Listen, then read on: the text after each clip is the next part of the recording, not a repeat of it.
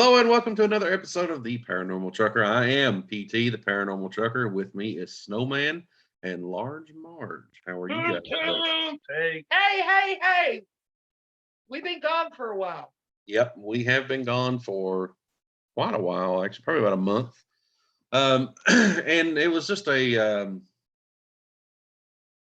was just a lot of things that happened all at once, and plus it was the end of the year and holidays and stuff like that. And it all started because these two decided they were going to go on vacation and didn't take me. So We did. We went to Florida. yeah. We had a great time. yeah, We're good, sorry. had a good love time, to and be then Not so much. and then the weekend we got back, March had to go and visit her grandbabies. I'd go be grandma for a weekend. Yeah, had to go be grandma. And I went, and this is an interesting story. I went to my girlfriend's Christmas party. Mm-hmm. These are girls that I went to school with, Mm-hmm. which I grew up, I went to school first through 12th grade in the same building. Mm-hmm. It's just one big building. Yeah. The little town that I grew up in. So we all grew up together, and we started having this Christmas party in our 9th grade. We've had it every year. We've never skipped a year, except last year we had to do it virtually. We don't bring our husbands or boyfriends. We don't bring our kids. It's just us. And we have went through every stage of life together, from high school to college to marriages, divorces, kids. Now we're all grandmas. It's really interesting. That is There's pretty cool. like 15 of us, and we're very close still. So That's that's good. what I did for my birthday Christmas party. That's good. I couldn't tell you. I couldn't name 5 people from people I went to school with. So Oh, that's I good. have about 150 or 200 people on my friend's Facebook from school. Yeah. We were very close. It was a very small little town on the river. Yeah, it's not much bigger than the town we're from, or that we grew up in. But Right. We're very close. we were never that close. No. Not in the school that I went to. And we were an Well, independent school district. We weren't a county, so we didn't get bussed out or people bussed in. And we walked to school. We didn't have no school buses. I literally walked to school every day, uphill both ways both ways with my brother on my back, and snow, barefooted. No shit, no shoes, one shoe. One shoe. and a hole in the socket she didn't have a shoe for. That's right. That's right. Singing Oh, boy. Kumbaya the whole way. Well, that's okay. Well, that takes up for 2 weeks there. Now, weren't you guys sick there for a bit too? Nope. No, You guys You were sick? were. you were I was sick. sick. Yeah, I was sick You were for. sick. I was God, sick for. you're still delirious, aren't you? Yeah, I was sick for a bit, dude. You're gonna burn your head. Go this way. There's a candle right there. Come on. I ended up actually having pneumonia for the week before and through Christmas, and then He goes. dude, there's a candle right here, and he keeps putting his big stupid ear in the way. Go on, you're gonna get burned. Go on. All right, he's being super needy right now. I'm sorry, but so we had to, of course, with the holidays and my work schedule, Snowman's work schedule, Marge's work schedule, we all just decided it would be better just to wait and do a January 1st episode. Well, January 1st was yesterday, and we had flash flooding here. And being the type of trucker that I am, I worked almost all day yesterday, pulling vehicles out of the mud and out of the waters and things like that. So we didn't get to do it yesterday. We had some special guests lined up, so I need to apologize to Seth of Seth's Daily Podcast, Elliot and his spooky family, and Justin Perkins for not being able to be here and do the show. Of course, those guys all have obligations today, so they're not going to be able to be here with us today. But we're going to work to get those guys back in. Do what? Bummer. Mm-hmm. They're all good people. I wanted to see them. Yeah, me too. I haven't got to talk to them, like actually talk to them in a while. So we're going to be trying to work to get those guys back in over the next little bit. But with that being said, we do have plenty to talk about anyway. I have 5 articles to talk about today, as well as we have 2 stories for our contest because our contest ended on Friday night at midnight. So today we're going to determine the winner and the runner up. We didn't have enough for third place, so we're going to figure out who's first place and second place. And the ancestry DNA test still has not come back. It's still processing. We were trying to figure out just by looking at me what type of what went into making this, what kind of lineage I might have. And whenever I smile, I kind of look a little bit, what did you say, native? I think native, yeah, because Uh, natives have a lot of the Asian looking eyes because of the Mhm. higher cheekbones. So when you Okay. smile, like even my eyes are kind of cheeky looking. Yeah, like that. See? Yeah, I don't know. I'm excited to see what went into making this I this am too. this glorious temple of a man that I am. Um, we'll Well, you go said from you there. knew German, right? Huh? Wagner? Yeah. Yeah, Wagner. definitely. We definitely know we have some German in there. You know what's funny? Of course, I thought it was my dad's dad came over here from Germany, and they came over from a little town called Wagenville, Bavaria, Hmm. and that's German for wagon wheel. Huh. And he's Wagner, Fuck. Wagner, Wagner. but they pronounce it that way. We where was it that the Wagners came? Was it Hale? Was it Hale, Germany? Hess. Hesse, Germany. That's it. Yes. We were Hessians. Hessians. Hessian? Is that what you said? Yeah. Yeah, seriously. There's a big war with the Hessians. Yeah, it was Revolutionary War. There we go. Yeah. The We have Revolutionary. we have also determined that since I have not had a haircut in a while, that I kind of resemble Giorgio. I think Uh, that's Giorgio true. Tsoukalos from Ancient Giorgio Aliens. Tsoukalos from Ancient Aliens. Who Yeah. is our number one? We love That's Giorgio. pretty close. I don't ask myself why. I ask Alien. myself why not. Aliens. That's right. Yeah. Because aliens. I love it. I hope It is Giorgio a sees rock this. necklace. Yeah. Yeah. We actually have reached out to Giorgio's people to see if he would be interested in being on the show. Of course, he's a very busy man, so we're not sure if that will ever come to fruition. You mean But he don't want to talk to hillbillies and hazard or Michael? right. We're not allowed to say where we're from. Well, it's too late. It's out there now. It's out there now. But you know what's sad? He'll go talk to the hillbillies in these other countries. I Mhm. guarantee you we got some aliens walking around over here somewhere. I imagine we do. I'm pretty sure I know of a couple. I mean, seeing some of the people I've dealt with, I'm almost positive we have extraterrestrial life here. Hey! I'm doing something. Well, while you're tending to your needy, there's one other. I guess it's a good thing. We are now. If you'll notice, we have not had a smoke since we started this podcast. Oh yeah! Congratulations! I'm 4 weeks in without a smoke.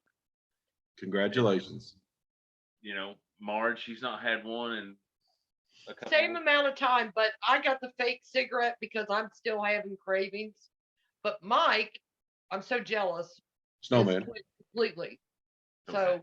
I'm very Snowman. proud. Oh, Snowman. I'm sorry. Snowman. It's quit Alien. completely, and I'm so proud of him. Well, I haven't had one in about that length of time too. However, I'm still doing the Dipping? smoke.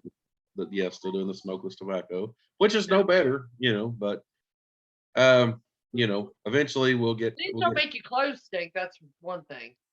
Yeah. Our clothes smell so much better now. Like when I did the laundry the other day and got dressed, and I was like, man, I smell good today. I'm like, why do I smell so good today? And then all of a sudden I smelled my shirt, and I'm like, damn, that's the first time I've smelled Gain fabric softener because smoking in the house, everything Mhm. stinks. Oh yeah, I mean it's a big difference. You can tell definitely. Yeah. And it's I don't I'm not coughing anymore. Yeah, you that's know. good. It's, I it, am. it's Good. Very proud of you, both of you. I can't guarantee that it's gonna hold, but I'm trying. Well, you've already made it 4 weeks. I'm sure. I mean, if you go back now, it's just because you want I, to. I get a craving every now and then. If you go back now, it's just because you want to, because you've Well, and made it that's 4 what weeks. I get a craving every now and then, but I'm gonna try to hold off. All right, I got work to do. Go on. Huh. Go. Sorry, I have a needy horse in the house. He's He's a good Very- boy. very needy. Him is a good boy. He's a good boy. Well, it can't be any better than we got a needy one over here. And We got 3 needy ones. and yesterday when the thunderstorms were going on, He I is. was- I have to show you this. He is sitting in my recliner. Well, sure he is. Yeah. He's a good boy. Ghost. He has his ass in the seat and his feet on the ground. Well, he's a good boy. He liked those recliners. But yeah, the lab, Sam, Uh-huh. the thunderstorm started yesterday morning. He's terrified of and he him. is terrified of him. So he went into Samantha mode and in my lap in the bed. He was tore up yesterday. We got bad storms. Yeah, we had some bad ones. I mean, it didn't lightning. I mean, it wasn't a bad lightning storm. was It rain. was just raining. I mean, when it rained, it just poured. Yeah, it was It roared on top of this, this metal roof on Yeah. this trailer, and it roared. You couldn't even hear the TV. It was so loud. hmm And, Yeah, that's the way it was over here. It was very loud. It woke me up out of a dead sleep. Now tonight we're supposed to the temperature drop. It was 70 something degrees yesterday or last night. And now the temperature has dropped out and we're supposed to get some snow tonight. So, just a Oh, it's gonna compound be like issue. 37 tomorrow. Yeah.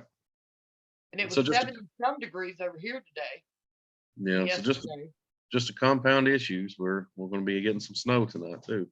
yeah, well, and that's fine. Not much. It Just ain't a gonna- dusty. It ain't gonna be much, but now they're gonna. You're kinda- getting more. I think Yeah, you're we're- supposed to get more than we are. Well, I looked at the weather just before we started this, and it looks like it's going to be anywhere from 1 to, they say 1 to 5 inches, but the 5 inches are going to be in the higher elevations. We might get half an inch to an inch where I'm actually at. Yeah, Yeah. we're not supposed to get much either. Yeah, I got to go to Spansburg tomorrow, so that's about a 2.5 hour drive. Hopefully, it won't be bad. Well, you better be careful because Well, the only part that sucks about it is 2-lane road the whole way there. right, and it's all that the sun barely shines over that way anyway. So you just be Yeah. careful when you get out in the morning. I will. Well, what do you say we get started? All right, well, we're ready. We're So you ready. said that you had a topic that you wanted to talk about. Well, of course, we're continuing our series on the books, the Dr. Michael Salla books. You're up to book number 5. No, I've done all 6 of them. You've read all 6. Okay. You're going to talk about Dr. William Tompkins. Yes, No, he's not a doctor, is he? He's a William. No, just William. no, he was an engineer, and he was. This is in book 2. I'm still going through book 1 and whatever. I thought I'd just change it up a little bit because it gets a little more in depth into the topics in book 1, and this one was kind of light, and we'll give you a little history on him before we get a little deeper into what he does or what he did. He was out in California. His father would take him to the naval shipyards when he was Mhm. a small child. Or I shouldn't say small child. He was old enough to do whatever. But he would go and he had a photographic memory, and he would take notes and all this stuff, and he would go back and build these ship models of the ships that were out there in the naval yard just from memory and the notes he took. And they were supposedly accurate as they could be. Mhm. Well, the Navy found out about the ships and went out there and looked at them. Well, there was some top secret stuff supposedly on those ships that he was modeling in detail Right, and his dad had a store, and he put and was selling them. Yeah, and I Yeah. mean, it was just just something for people to have. Well, next thing you know, the FBI is out there. I can't remember if they have the FBI then or not. I think they do. But anyway, they're being investigated and everything. But the Navy takes notice of William Tompkins and recruits him into the Navy. Mhm. And he's an engineer, designer and all this and that, and basically he designed the ships for the Navy's secret space program. And as of right now, supposedly, according to the books, there are 8 battle groups in space right now. Large ships, but he's the guy that designed all this stuff. Now he's the one that designed the one for Solar Warden, correct? Yes, the Solar Warden is a Navy program. Mhm. And which, like I said, that's what we talked about, that Gary McKenna finding all that stuff out about Solar Warden, and that got a list of non-terrestrial officers and fleet Right. transport, things like that. Well, supposedly that was for this space fleet, and and basically what happened. Okay, you've heard of the Battle of Los Angeles, which took place about 3 months after Pearl Harbor. Yes. From Pearl Harbor in World War II, where they and the one picture they always show is all these searchlights on, and you can tell there's something that it's beaming on, and they're shooting all these. They shot like 1,400 shells at this object. Yeah. Well, and the newspaper, the Navy Secretary of the Navy come out and said it was just war jitters, war nerve jitters, or whatever, that everybody got all excited and was shooting at nothing. Mhm. And the Army come out and said, "No, there was something there, but they don't know what it was." Right. Okay. William Tompkins was 17 years old when this took place, and he saw it at the actual events happen. He said there was at least 5 of the UFOs. Now, they only had the picture of one. They shot it and said they didn't shoot anything down or whatever. But supposedly the Navy off the coast of California shot 2 of them down and recovered. Yeah. And so they went before to Roosevelt and said, we want to, have some money to, back engineer this stuff and study it and all that.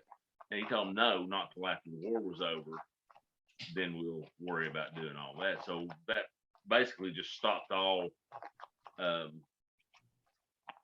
stopped all trying to get any kind of information out of it, back engineering, anything like that.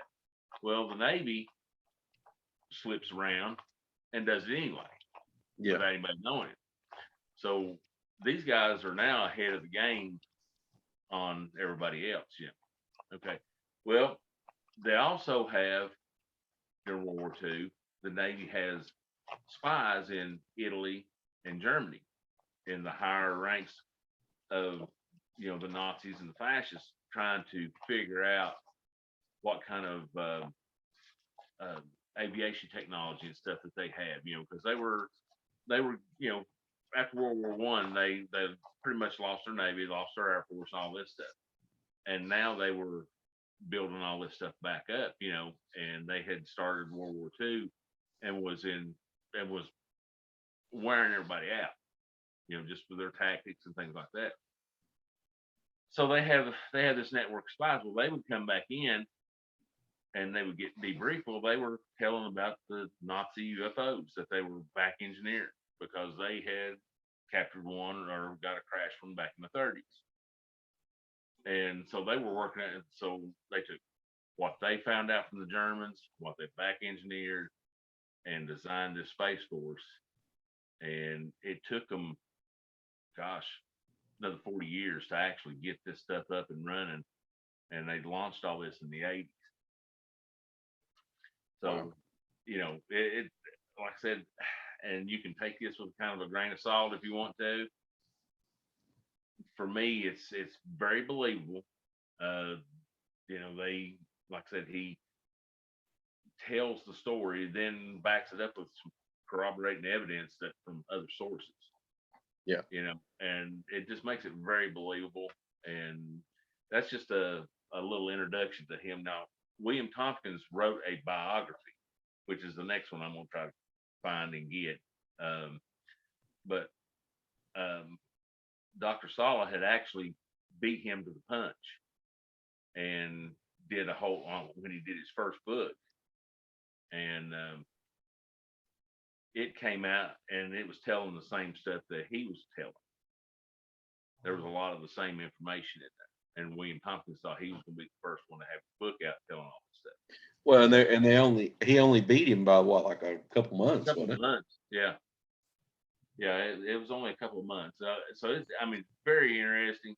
I'm going to listen to his book because I'm sure that, you know, it'd be a little more in depth than what we're reading. Yeah, and William Tompkins actually ended up dying under suspicious circumstances. Yes. Yeah, but yeah, you got to look though. I think he was what, 90 years old when He was 90, but he was in good health, and he had a knee surgery. He had a knee surgery, I think. Yes. And then ended up passing away. I think the book said only a couple weeks after they'd spoke. Yes, and they had instead of taking him to a hospital that was close to where he was at. It was COVID. Yeah, they shipped him for. That's not funny. They shipped him for miles, you know, an hour or two away to a hospital. So, you know, right. That's kind of suspicious there too, you know.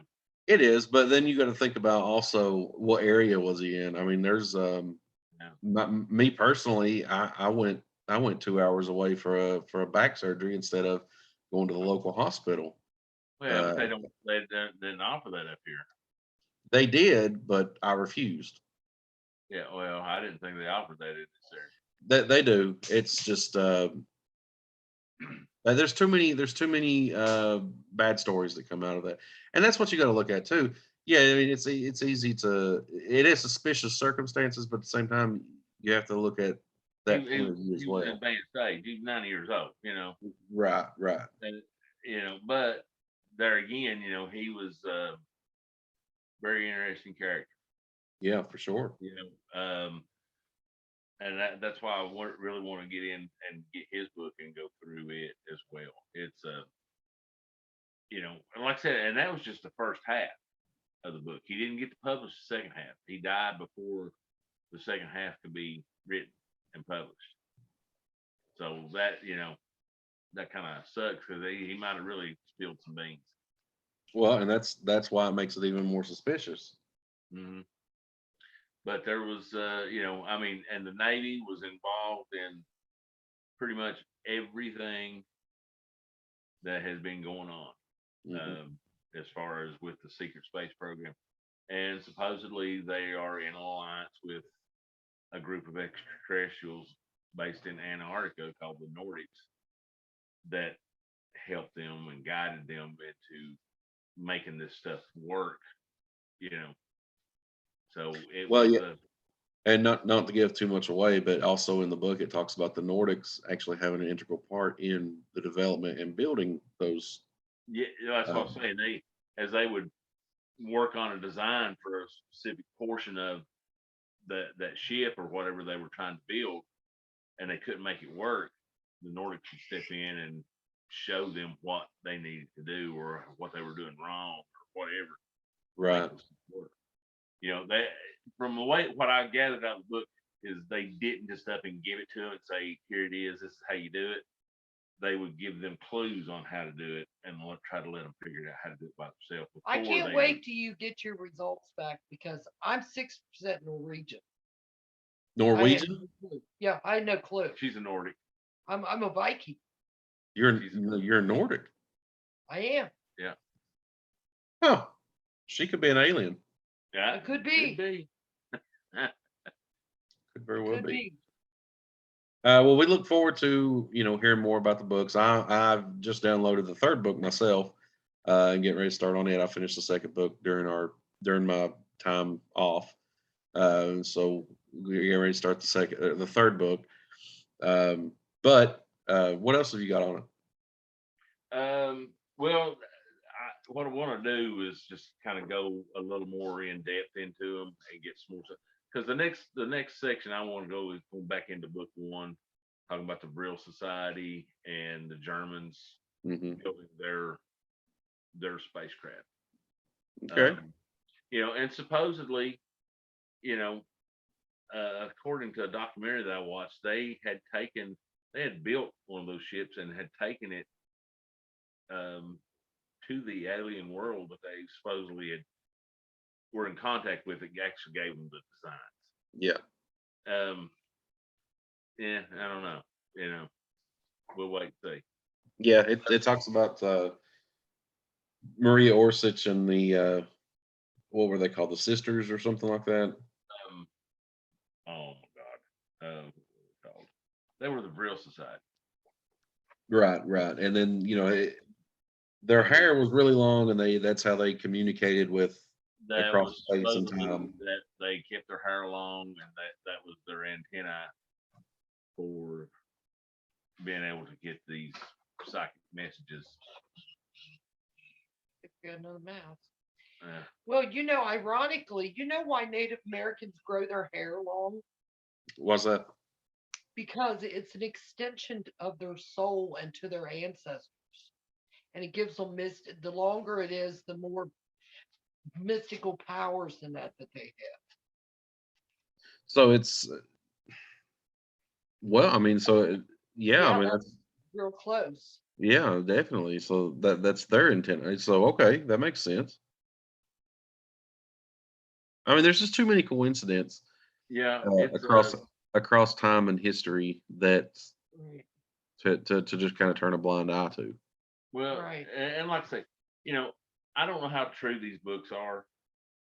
They're just very they really pique my interest, and like I said, they have put enough facts into them that makes me believe it could be possible. You Well, know, and it keeps. We've always heard about you know distraction and how mainstream is going to make you look here while yeah, something is happening over here. yeah, And Mac, the last few years, how everybody's been politicized, polarized political views, and fighting amongst each other, and taking away the attention from what's actually going on. It makes you wonder what is actually happening.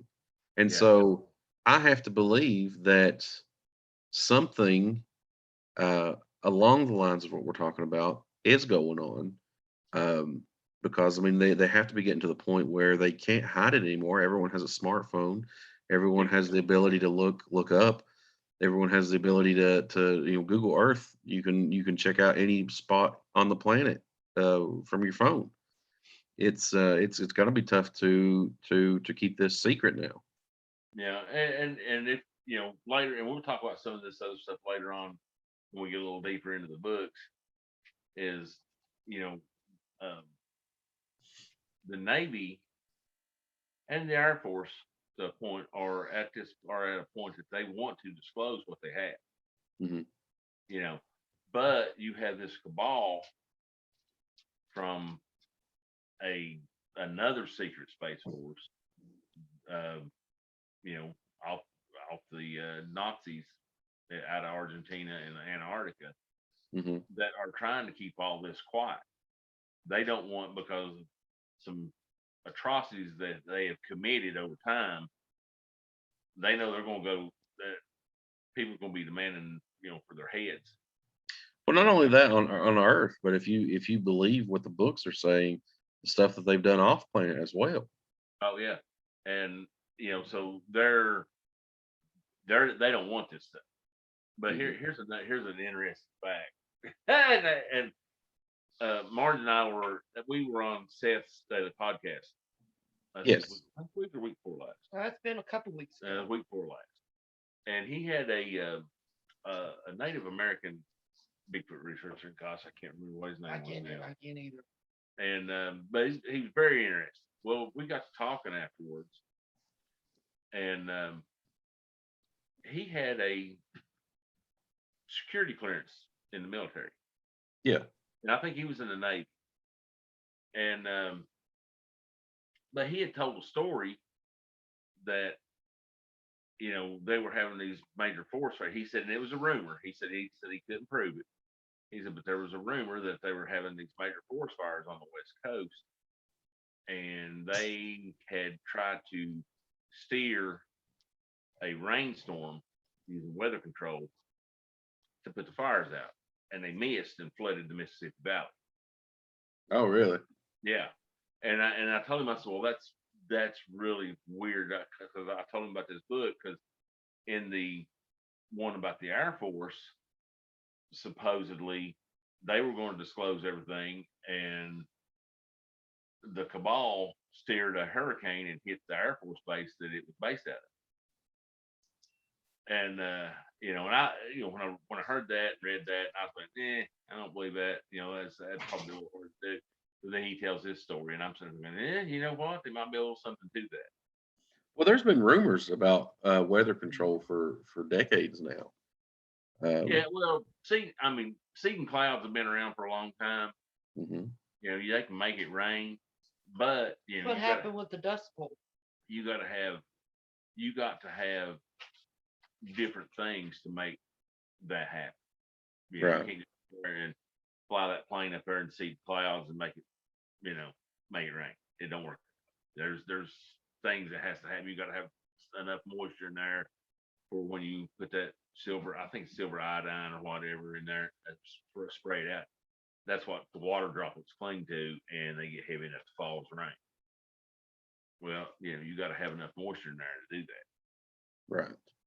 And but that also kind of comes back to and I'm a big disbeliever of chemtrails, but What's they're chemtrails? chemtrails is you see the jets flying over, Yes. and they leave a vapor trail coming Right. off the engines. Well, there's a conspiracy theory out there that they're spraying chemicals out, and they're spraying okay. chemicals out, and that's I wasn't a believer of that, but if they're into this weather control stuff, who knows? Maybe that's something that is part of it. Possible. Maybe you've got to have something in the air that will react with it. With whatever they're controlling to make things happen. Well, I'll be honest with you. The idea of chemtrails is stupid to me. Well, And whoa, calm down there. I'm not attacking your belief. What I'm saying is, I'm what I'm saying I don't saying, believe that, but I'm just saying that adds a little more credence to it. what I'm saying is, every jetliner that flies over is not spraying chemicals. That's the issue. That all of these chemtrail guys that are screaming, they're coating us in some sort of chemical, are screaming at every airplane that flies over that it's Well, no, and that's not the case. That's simply water vapor coming out of an right. engine. However, No, right, here's what I'm saying. You can't, if you've got a jetliner full of people and fuel, where they've got a tank big enough to spray this stuff? exactly. Okay. Now, I'm not saying that the military wouldn't be doing that. I mean, they have massive aircraft that could do that, but Yeah, every aircraft that flies over is not dousing you in chemicals. No. Okay. We need to take a break. Can you pause us? I cannot. You cannot. All right. No. Then you Marge talk amongst yourself here for a minute. Okay. Marge, how have you been? I have been fine. How have you been? I've been doing okay. What do you think about chemtrails? I never heard of that. And I have to research it a little bit and read into it. But I'll be honest with you, anything the government does doesn't surprise me. That's true. Me too. It's not that it can't happen. It's definitely something that there's a possibility out there for it. Right. Oh yeah, very true. I agree. And I've never heard of it before. So I didn't know anything about it. Yeah, well, it's basically people saying that every time an aircraft flies over and there's a trail coming from it, that they're dousing us with chemicals, and that's not That's not the case. There's no way that that's a passenger airliner is not going to be able to do that. No, and here's something to think about. Like where I grew up in northern Kentucky, Hmm. I I was 10 minutes to the airport, so there was 1,000 planes that flew over all of us every day. Right. If they were shooting out something more more congested areas like that, you would think there would be a lot more illnesses and sicknesses or whatever it is that stuff does. Sure. You would think. You would think, yeah. That's Well, one of and the things that I miss living down here, not here in the airplanes, because up north, the runway, the track for the flights are 75. mhm, So they go south and they come in from the north to land. So when you're driving down the expressway, there's nothing to see a big jet airliner right over top of you with their landing gear yeah, down. And I don't get to see or hear any of that down here. yeah. That's the same way. I used to live in Charlotte, North Carolina. It's the same way. There I you go. I do miss that. Um, well, I guess we can move on while he's doing whatever he's doing. I've got a few articles here we need to talk. We can talk about. Let's This one is the. Do I know? let's talk about those. Alrighty. This one is from wearethemighty.com. The conspiracy theory of the underground war between Green Berets and aliens. The year is 1979. The aftermath of the battle left 60 humans killed in action and untold number of the enemy troops mortally wounded. It was the U.S. Army Special Forces' greatest threat, and no one would ever know about it. The Green Berets were dispatched to Dulce, New Mexico to keep alien forces underground and away from the rest of the world. They succeeded, but at what cost? At least this is the way explosives engineer Philip Schneider tells his part of the story. He was in New Mexico that year and he knows the alien threat was real. Schneider claims Schneider claims he was working on a highly secretive underground base on the um, I don't know how to pronounce this. Jicarilla Apache Reservation in New Mexico, near Dulce, a Colorado border town. He told the Huffington Post he first became suspicious of the project's true intention when he noticed American Special Forces soldiers operating in and around the area. They don't just send Green Berets to New Mexico for no reason, Schneider alleged. Schneider alleged the green aliens were conducting bizarre medical experiments on mankind, both live humans and samples of DNA. He said that deep underground, the Greys would absorb human and cow blood for sustenance. Schneider finally came out with his story in the mid '90s. 2 years later, he killed himself with a catheter cord, a suicide that has some screaming foul play. Uh, at the time, the engineer said he began construction on the underground base just like he would any other base by drilling holes. This time, however, an acrid smell like burning garbage emerged from the drill holes. That's when the fighting started. Then, one day, he turned around and came face to face with what he called a 7 foot tall, stinky gray alien. Immediately, the engineer grabbed his pistol and took two of them down. A third one blew off some of his fingers with a kind of laser blaster. That's when one of the Green Berets sacrificed himself to save Schneider's life. The scuffle turned into a full blown battle that killed 60 humans. Green Berets reacted instantly, bringing all the firepower they could bear on the aliens. The aliens responded by shooting blue bolts of radiant power with movements of their hands. The kind of bolts that blew Schneider's fingers off were turning the Special Forces soldiers inside out. Eventually, the aliens relented, retreating deeper into the complex. What happened in the years to follow is anyone's guess. Before his death, Schneider alleged that there were more than 1,400 of these underground bases all over the world, each with a price tag of a billion. The 192 bases inside the U.S. are also said to be interconnected. While there is no further information on what started the underground alien war, or if it continues to this day, residents of nearby Dulce attest to strange happenings in the area near the base. How crazy is that? Well, just like I said about the government, the military, can get away with anything. And if Very true. anybody could do anything like that, it certainly would be our military. I I don't agree. I don't know. I've never heard this theory before. It's I've interesting, heard but it could happen. I've heard of I've heard of the of strange happenings around Dulce, New Mexico.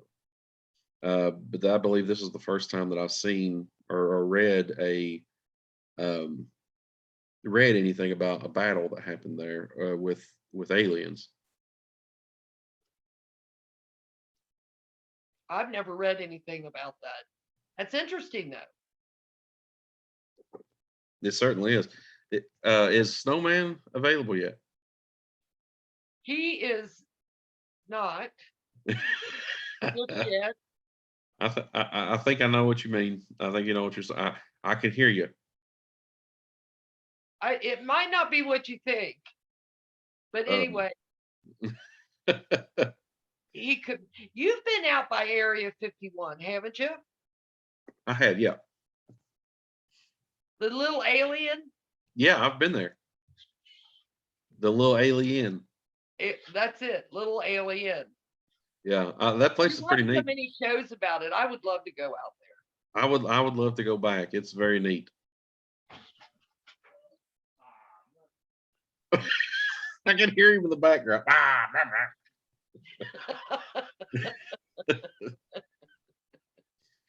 It's bad.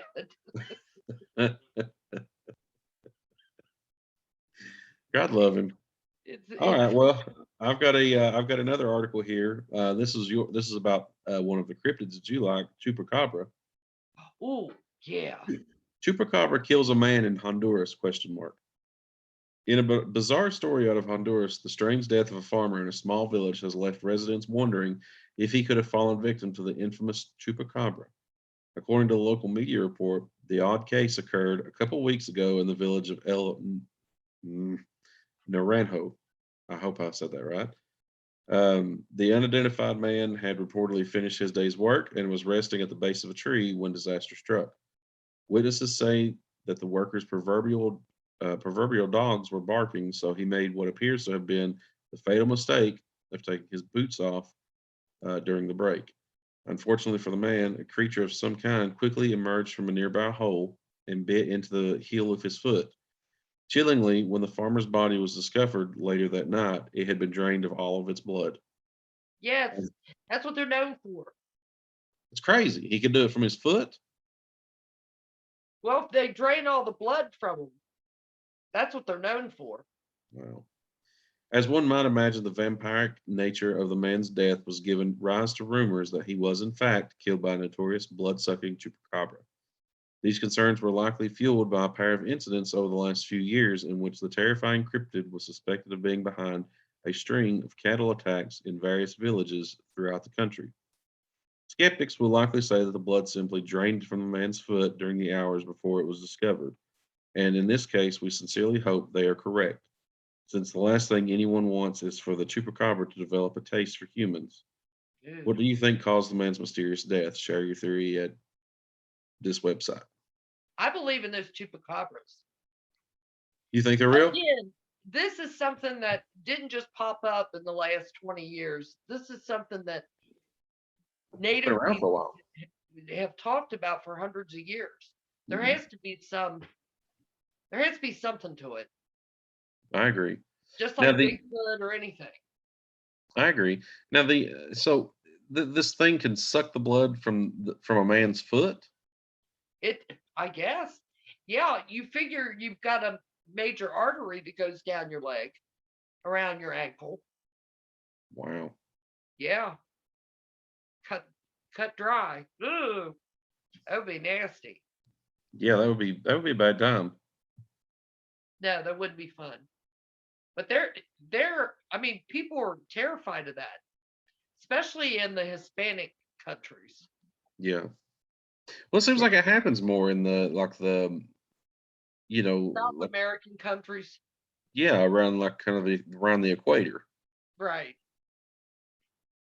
Because I think they've had sightings of it in Texas. Well, and it stays very warm out there. Hmm. sure does. All right, so here's another one that's kind of interesting. A dead humpback whale was found in the middle of the Amazon jungle. And you know how big those things are. Yeah. Authorities in Brazil have something of a mystery on their hands after finding the massive remains of a dead humpback whale inexplicably sitting in the middle of the Amazon jungle. The puzzling discovery was reportedly made after it was noticed that a considerable number of scavenging birds had taken an interest in something located in a remote patch of swampland at a location known as Marajo Island. A team of conservationists and government officials subsequently ventured out to the area and were astounded by what they found. Looking incredibly out of place amid the lush forestry of the jungle was a 36-foot long carcass of a humpback whale. Amazingly, the dead creature's final resting spot measured around 50 feet from shore, leaving scientists scratching their head as to how it wound up where it did. The prevalent theory is that the whale was close to shore and somehow got swept up in a recent storm that subsequently deposited it in the middle of the jungle. That said, the fact that a humpback whale was even in the area in the first place is something of a head scratcher. Experts say that they normally do not frequent the area at this time of year. While being flung from the ocean and dropped into the jungle is already quite the journey for the unfortunate sea creature, it would appear that the whale's story has only just begun. That's because officials say that they cannot feasibly remove the carcass from nearly inaccessible area where it was presently located, and therefore are just going to let nature take its course until they can recover the animal skeleton. At that point, they plan to reassemble the remains and display it in a museum. Well, So this is something that just happened? Yeah, this is well, let me see if I can tell you the date. No, this was a couple years ago. But I mean, it's not a humpback whale from a million years ago. They didn't find a relic. No. This was one that had not decomposed yet. Okay, that's crazy. Yeah, in the jungle. Huh. well, how far away from a water source? Says it was 50 feet from the shoreline. From a river, or I just said shoreline, but in that part of the world, during the time that it was there, it's strange that it was even in that location to begin with. well, no, you stop and think now. Whales are mammals; they breathe air just like we do. Yeah, One could have wandered up a river and got lost, and been in that river, and then the river got up during the rainy season or something, and it got over in the jungle, and then when the river went down there, it was. But if it's salt water, it wouldn't have been able to survive in fresh water. Yeah, but they don't breathe. They don't breathe like fish. They just breathe. They breathe air. Oh, that's true. So Yeah. it's possible that it would whale. have to it would have to be a massive river though. Those are huge animals. Well, Well, that's they're true. big animals, but I mean, shoot, the Amazon's That's true. is big. And I'm sure a lot of those tributaries that run into the Amazon are pretty good. They'd have to be pretty deep. Yeah. And you got to look too, And I would imagine they are with that rushing water like that all the time. right? I mean, in that section of the world, that's a rainforest. Yeah. It rains all the time. So the rivers could be deep enough to support that. I wonder if there was a tsunami. It could have been anything. Like Well, the river backs up, overflows its banks, the whales just swims out through there and gets caught up in the trees or whatever, and the river goes down before it can get back to the channel. yeah, I mean, I suppose that's possible. It's just strange that a humpback whale is found in the jungle. That's all. Well, yeah, because weren't the humpback whales and that I think It's very strange. they're Jeez, they're you more just don't common find that everywhere. down around Antarctica, places like that where the water's really cold. Yeah. Yeah, this thing was up in Brazil. Yeah, that's what I say. I mean, but I'm not a marine biologist. They could migrate up. Yeah. When it warms up or whatever. I would imagine, maybe to go up there and have their young whales, Could be. in warmer water, then they take them back south after they get a little Right. older. I see your co-host has made it. Yes. Yes, Yes. yes, He's a star. He's just chilling. yeah. Uh, I'm gonna have to find out what the pug's name was on Men in Black. That's what we're gonna name him for the show. I think it was Frank, wasn't it? It may have been. I can't remember. We'll have to find out. Well, here, I got this magical thing called. Yeah, you got a Google box there. Got Googles here. We can. All right. So scientists are testing astronauts in long Mars simulations, and the results are worrying. In our lifetimes, it's almost certain that we will see humans set foot on Mars. If the modern day space race between private companies and nations continues, it's not out of the question that we will see a long term human presence on either the moon or Mars in that time frame, too. An incredible yet insane concept. But, and it is, and a big but, researchers simply have no idea how a team of astronauts isolated almost 380 million miles or 380 million kilometers away, it's 236 million miles, would fare in such a scenario. Would they maintain constant communication on Earth and work perfectly as a team, or would they descend into anarchy, even cutting communication with their superiors and forming an autonomous colony?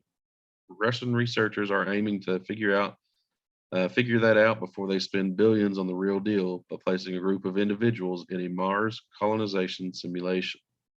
Project Sirius, uh, is an effort to understand the psychology of astronauts during long-term space flights.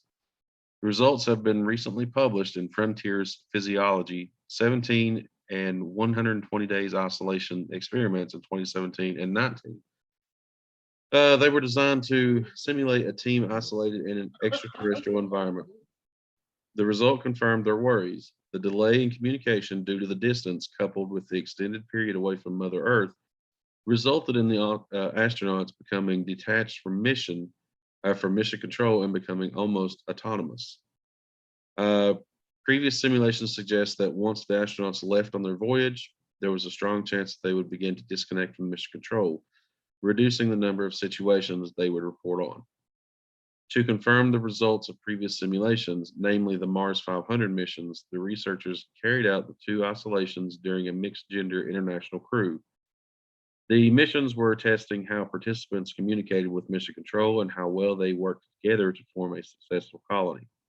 They began with a takeoff procedure before landing on the inhospitable environment of a specialized area within the training facility. The crew were then locked away in their pods together, given minimal rations and supplies, and subjected to the full isolation of the real deal. Analysis of the experiment suggested a number of conclusions, some positive, while others were more problematic. The crew actually increased their communication with the mission control at the halfway stage of the simulation, which involved the Mars landing, but then subsequently became detached, reducing the volume of communications with mission control. They relied less on the recommendations, becoming more autonomous as they adapted to their mission. While it is positive that the crew were able to take matters into their own hands and live autonomously, a disconnect from mission control is a worrying phenomenon. So basically, people can't follow orders. No, I mean, put yourself in that situation, I guess. I mean, if you were millions of miles away, are you going to rely on uh, you and your team, or are you going to rely on someone who's 9 hours communication window away? No, you're gonna rely on your training. Yeah, exactly. You know, So I mean, I'm so not sure. I'm not sure why. Do what now? I said, well, you think that far away, if something goes bad and you're in a spaceship on your way out through there, there's no turning around. You're gonna have to fix it without waiting on somebody to 18 hours or whatever to get back to you. Yeah, exactly. I mean, that's kind of what I'm thinking. I mean, at the end of it, you know, having a crew on that's the ultimate goal, is to colonize these planets or these other bodies. You know, so I'm not sure why there would be the need to micromanage and keep your thumb on every little thing that goes on. That's the way I read the article. You won't be able to. When they went to the moon in the 60s and 70s, you know, they were 3 days away. Yeah, You know, those guys had nothing with them pretty much. You know, because you had to, you know, things are going to change a little bit. You know, they're going to start building spaceships in space instead of on the ground. You'll right. have rockets to get them up to it, and then, you know, that way you can make a bigger ship. So you'll be able to take more people, more cargo, and you'll have people for such emergencies. Right. That's very, very. It's a very exciting time we live in. Yeah, well, sad thing is I'll probably never get to see all the cool stuff that's getting ready to happen because I'm getting a little age on me. You know, 30 Yeah. years from now, I'll be 90 years old, and You yeah, I don't know if I'm gonna make it another 30 years. you have been, to hear you talk though. You've been dying for the last 10 years. I have y'all killing me. Mm. So the Anyway, sun. So on the a sun. brighter note, I found that on Google's, Yeah. and let's see if can you see it? It's Frank the Yeah. Pug. Yeah. I You're going to get him a suit. don't have to give him a suit, little men in black suit. So go ahead. I said I don't know if we'll get him to be able to keep a cigar in his mouth though.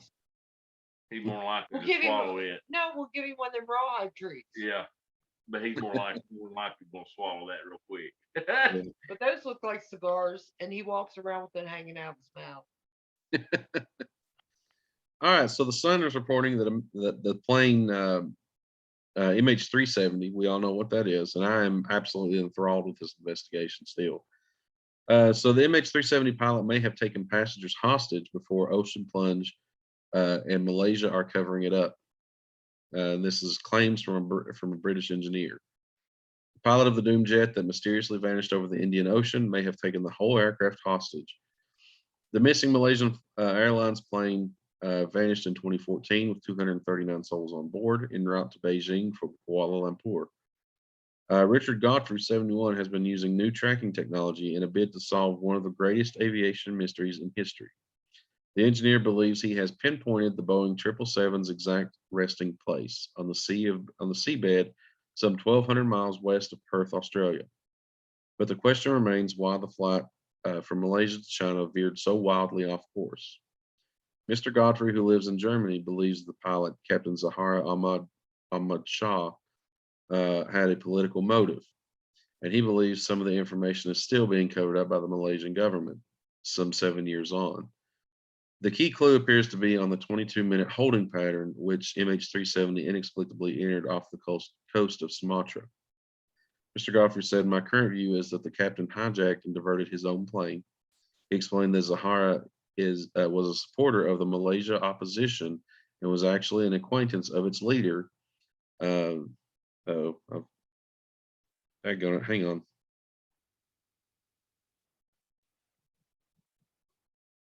It was actually an acquaintance of his leader, Anwar Ibrahim. Just one day before MH370 took off, Ibrahim was sentenced to 5 years in prison on sodomy charges. Many of his supporters have claimed these charges were politically motivated and bogus. Mr. Godfrey speculates that this may have been enough to spark the pilot into action in an attempt to take his own passengers hostage. And while he acknowledges he has no evidence and discussions of the pilot's motive are at this point speculation, he makes a compelling case. Maybe somehow the negotiation went wrong and he ends up flying into the remotest part of the southern Indian Ocean. Mr. Godfrey suggests the mystery 22 minutes of circling may have been an attempt by Zahari to negotiate the release of Abraham. Maybe somehow the negotiation broke down. Oh, we just read that part. Malaysian military authorities only fuel such theories as they refuse to release military radar data. Mr. Godfrey said, "To me, it is clear that there is still certain information being withheld principally by the Malaysian government. Zahari is known to have pre-planned his strange route on a flight simulator found at his home, fueling the theory that the vanishing was premeditated. The world may never know what drove Zahari, but thanks to Mr. Godfrey's work, the wreckage of the plane may yet be found. And I really hope, I really do believe we're going to find this aircraft. And I really hope that there are some answers, because as an aviation enthusiast, this one's strange. It's very weird, and I would like to have answers myself. Well, no way that you probably get the well, and there again, I don't know if you could or not, because if they got the black boxes.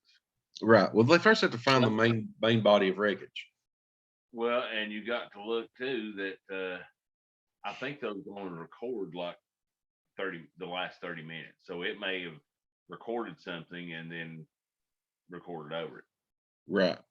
Yeah. That's true. And there are well, certain, depending on what type of CVR, and that's cockpit voice recorder, is in that particular model aircraft, there are some that record for a couple of hours.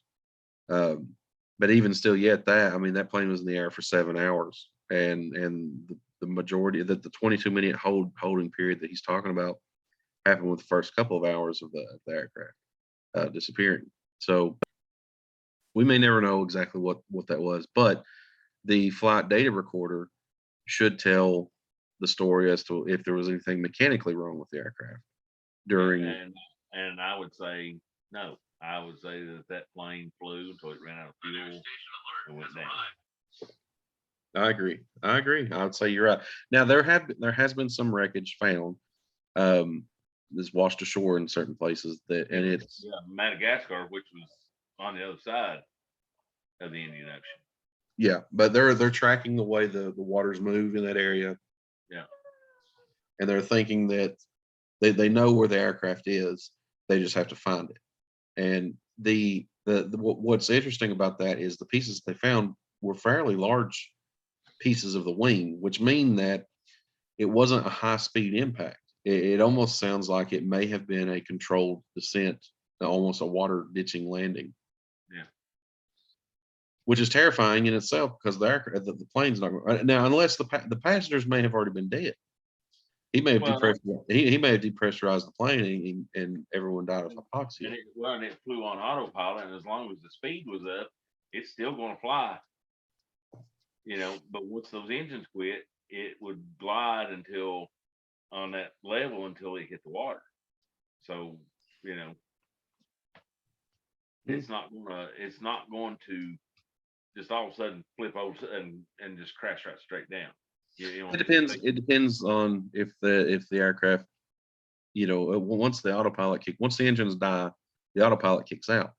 That's the thing. But if there was nothing that changed the controls on it, those new jets are all fly by wire.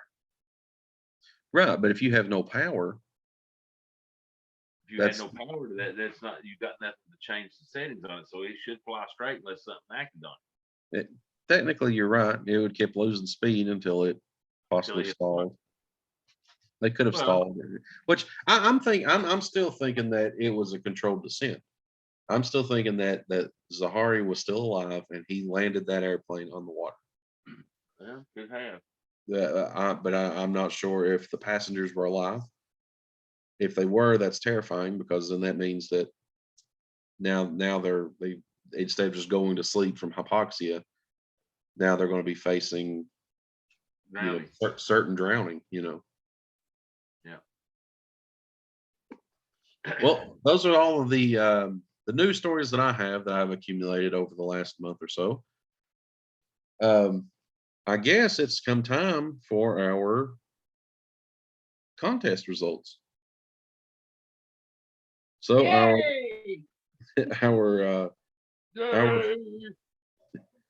first entry comes from our friend Firewater, and let's see. He says, in 1986, when he was 12 years old, I was looking to make some money during my summer break from school.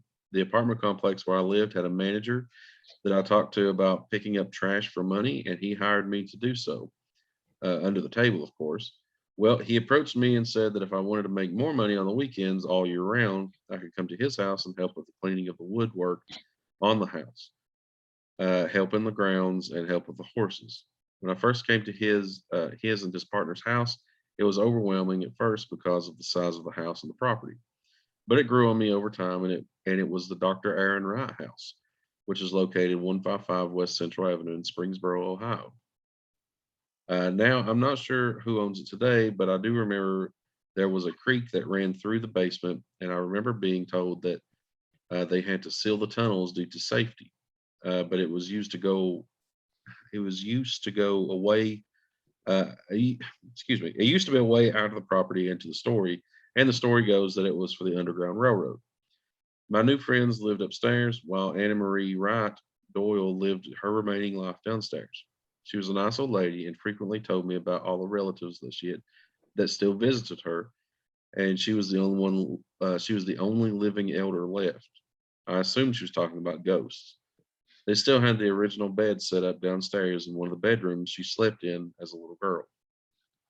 Up in the attic, there were rooms still set up where the maid and butler slept, and a hidden stairway where they would use to go upstairs to get to the attic, and a passageway that went from the bedroom to another one on the second floor.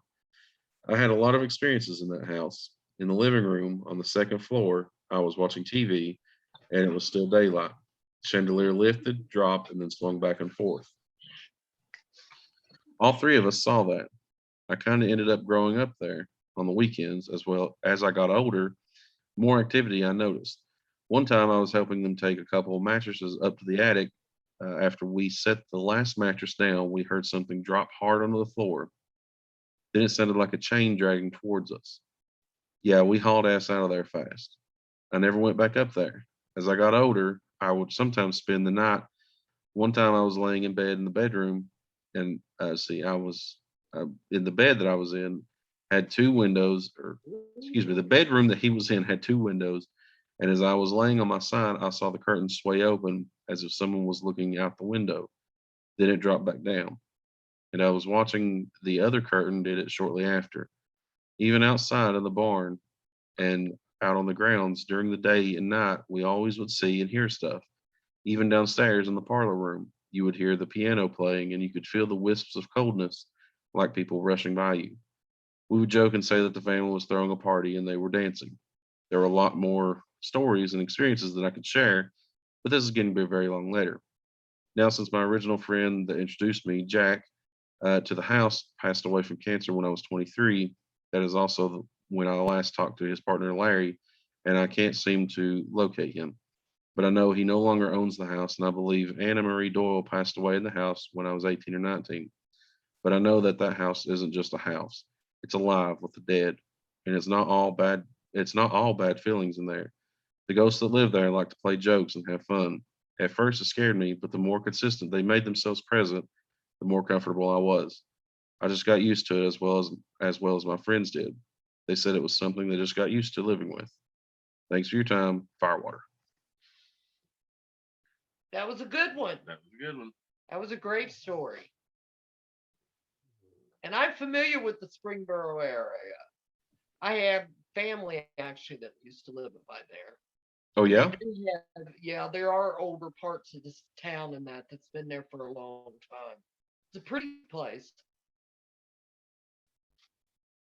all right. So this one comes from Elliot. Hello and how are you, PT and the crew? Here's my story. Although feel free not to include me in the competition. Well, since we only have two, we have to conclude you, Elliot. So there you And he's a fan. go. I was working as a DJ at a small liberal arts college. I was in my dorm and it had straight up poured the snow the entire night. I'm talking at least a foot outside or more coming in. At about 2:30, my roommate, the boss of the radio station, told me to please go make an announcement on the radio station that classes were called off the next day. This was amazing because this school rarely, if ever, called off classes. I got out of bed and made my way to the radio station. While there and waiting for the reel-to-reel machine to warm up, I, bored to tears, looked around trying to kill some time. I looked to my left and saw a man with a large beard wearing clothes that wouldn't have been out of place in the Civil War staring at me. Now, this was a glass wall, so I automatically turned to my right to see if there was a person standing beside me, and I just happened to see the reflection. There was nothing there. When I looked back in what had to be less than a second, there was nothing there. Scared out of my mind, I quickly recorded the no school message and jetted back to my dorm. My roommate and others laughed at me and told me I was crazy. A couple of weeks go by, and we were clearing out the basement of the radio station so we could hook up an emergency battery backup. What did we come across? A picture of the man I saw. Apparently, this man had given the land to the college, and the radio station was built around his original house. Throughout the semester, others saw this man in various places around the campus. Since I had seen him and had access to a portrait of him, they always came to me to see if it was the same person. It always was. I have other stories, but to be honest, I'm afraid to tell them because the small college that I attended doesn't seem to like their brand mixed up with supernatural. Anyway, I love the show. I'm loving all the conversations about the secret Space Force. I would be very interested in your take on a Montauk project or the Men in Black. Keep up the fantastic work, sir. Stay spooky. Oh, Merry Christmas and Happy Holidays. That's what he said. That one's pretty good too. That was good and good. So, what are we thinking? Who's number one? I think I forget the name. Firewater. Firewater. That's my vote. I like Firewater story too. I like them both, but I think Firewater should be the winner on this one. Well, it's unanimous. There you have it, ladies and gentlemen. Firewater is the win of our first annual contest here on the Paranormal Trucker. He wins, of course, a $100 gift card to either Amazon or Walmart, his choosing, or Sam's Club, whatever you want. $100 gift card to you, sir. And you're going to get a hat and a keychain. Hat, of course, is pretty cool. And a keychain, I don't have any with me handy, but I will get you a keychain. What we'll do is I'll send you an email and let you know what's going on. And if you wouldn't mind just sending me your mailing address and all that, I'll get everything out to you. We want to thank all of our contestants for entering the contest this year, Firewater and Spooky Elliot. Hopefully we'll have, I don't know, We'll get maybe 3 next year. hopefully we'll double our numbers, maybe get 3 or 4 next year. But that's all I've got for this week. What have you guys got? That's it. That's it. All righty, guys. Well, thanks for tuning in. I am PT. That's Snowman and Large Marge, and of course their little pug, Frank the Tank. Frank we are the going. Pug. Frank. Let's see. What was his name? Frank. Frank, yeah, Frank the Pug. Frank the Pug. Yeah, we'll dress him up next week. We can find a suit for him. Why, yeah. We are, we try to do an episode every week here, but of course sometimes our schedules won't allow it. So just in the next little bit, we'll have another episode out for you. Go give our friends a listen. Seth over at Seth's Daily Podcast, Justin Perkins, Talk Junkie, Elliot and his spooky family, and the Here to Chew Bubblegum guys. Go check all those podcasts out. If you have any topics that you want us to discuss on the show, paranormaltrucker@yahoo.com is how you can get in touch with us. You can check us out on our Facebook page and our YouTube channel. Please give us a like, comment, and subscribe to this channel so that we can grow it and bring you more content that you guys want to hear. We want to talk about the stuff that you want us to talk about. We're doing our best trying to find the stuff that we want to talk about, but we want to know some stuff that you guys want us to talk about. So send them in, paranormaltrucker@yahoo.com, and we will we'll get it going for you. Until next time, keep the shiny side up, keep between the white lines. We'll see you guys in a bit. Bye.